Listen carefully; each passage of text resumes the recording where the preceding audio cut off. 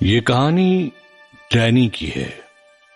Danny के बड़े भाई साइरस की है।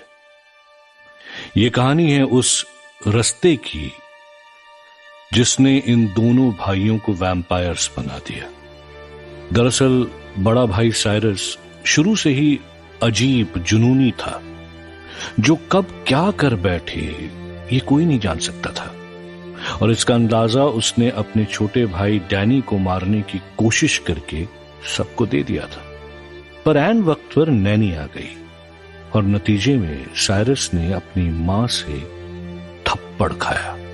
पर वो थप्पड़ खाके सुधरा नहीं, बल्कि उसने तो नैनी को ही रास्ते से हटाने का प्लान बना लिया था।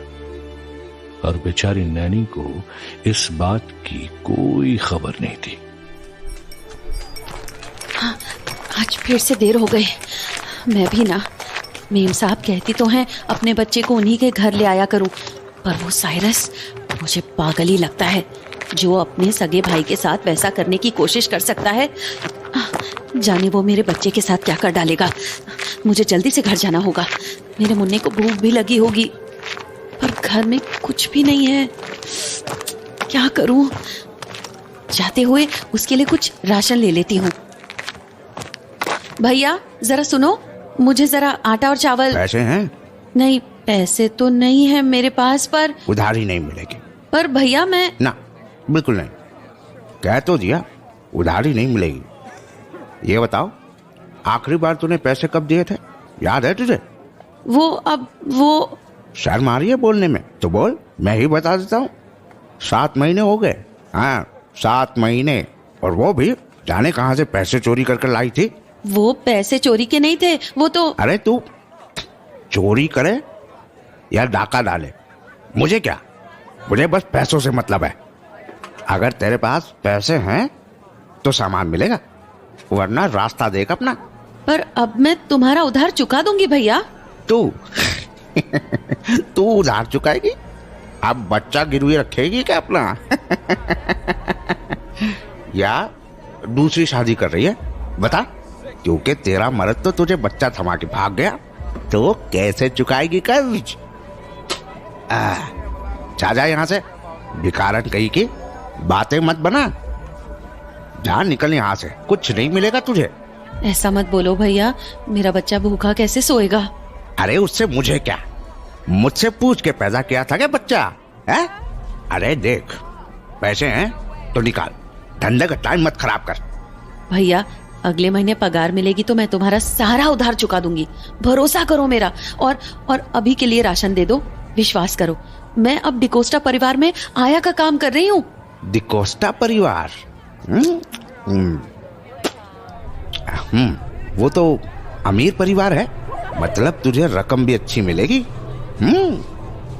चल तब ठीक है, अगले महीने जब तुझे पगार मिले तो मेरा कर्जा चुकाते हुए जाना। बाकी अभी के लिए ये ले, ये राशन। पर याद रखना, अगले महीने पैसा नहीं मिला ना तो तेरा घर बेच के कर्जा वसूल करूंगा अपना। हाँ, समझ गई ना? अब जा, चल भाग यहाँ से। धन्यवाद भैया, आपका बहुत बहुत धन्यवाद। मैं हाँ ठीक है। भगवान का लाख लाख शुक्र है, अगर आज मेम साहब के घर में नौकरी नहीं होती तो मेरा मुन्ना आज भूखा ही सोता। अरे मुन्ना, देख तेरी माँ आ गई। हाँ, अभी जल्दी से माँ खाना बना देगी, फिर खाएंगे हम दोनों माँ बेटे। ठीक है ना? तू चिंता मत कर, बाबा छोड़ के चले गए तो क्या हुआ?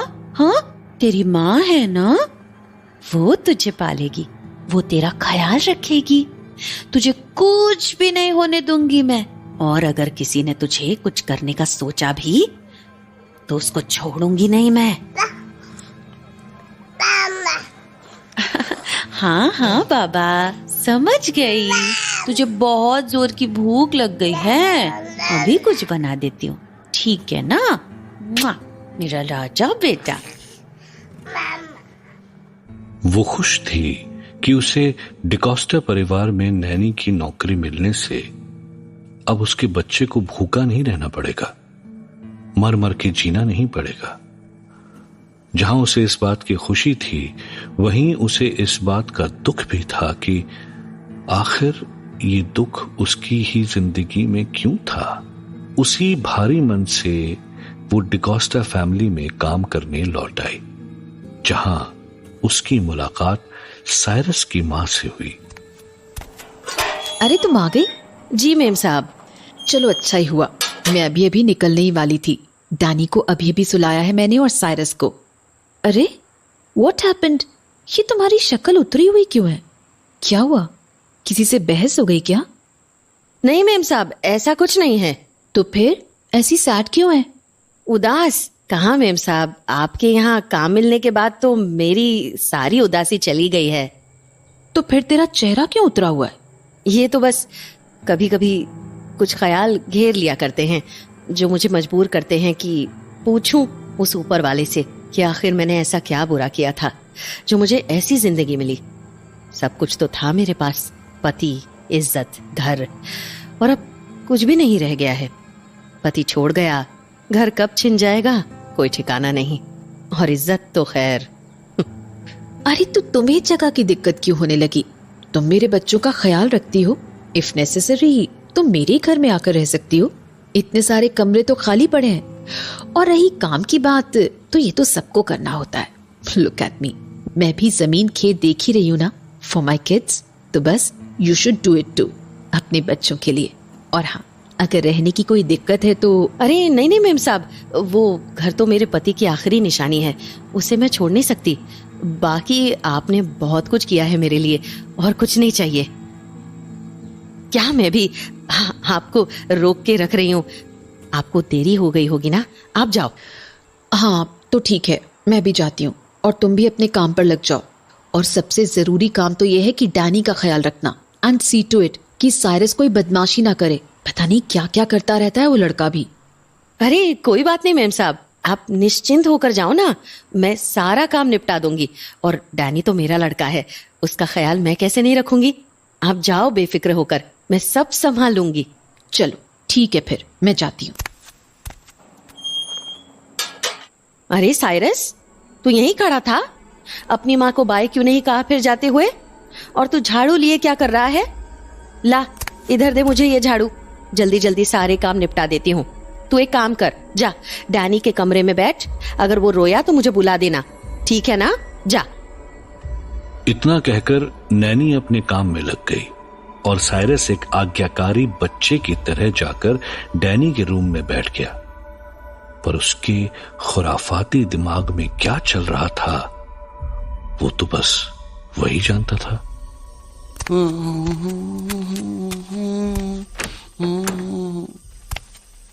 कहां बैठूं? जमीन पे तो इतनी गंदगी है, पता नहीं ये नैनी शैनी क्या करती रहती है सारा दिन। फालतू में झाड़ू लेकर घूमती रहती है, यहां से वहां यहां से वहां। मेरी बैठने की जगह तो है ही नहीं कहीं।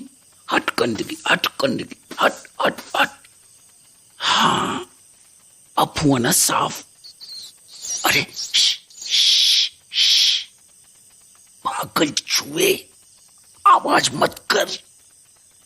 इतनी मेहनत से तुझे छुपा छुपा के यहां लाया हूं।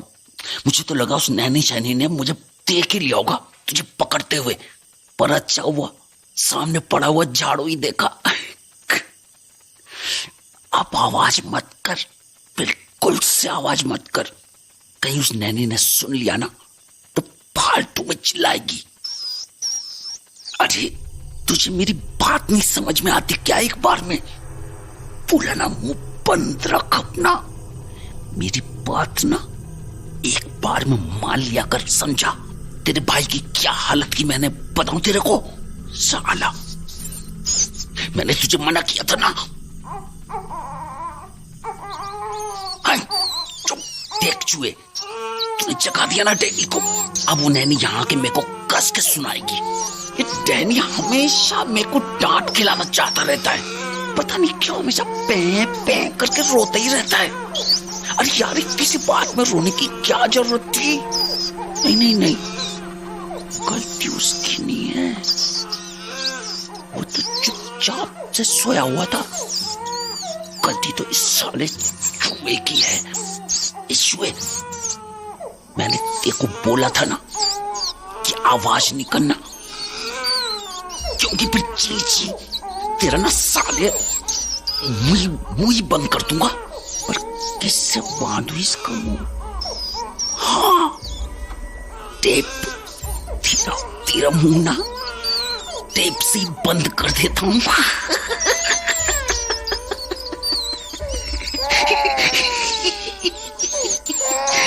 टेप से बांध दूंगा।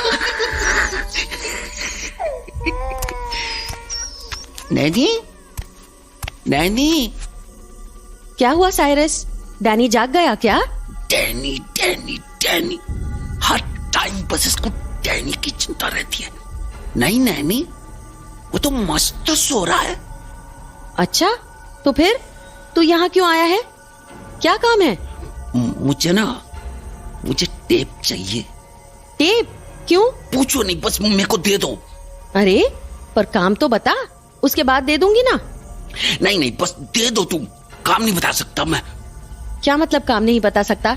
ए साइरस, कहीं तेरे दिमाग में कुछ उल्टे पुल्टे ख्याल तो नहीं आ रहे हैं ना दोबारा? क्या करेगा टेप का, बोल।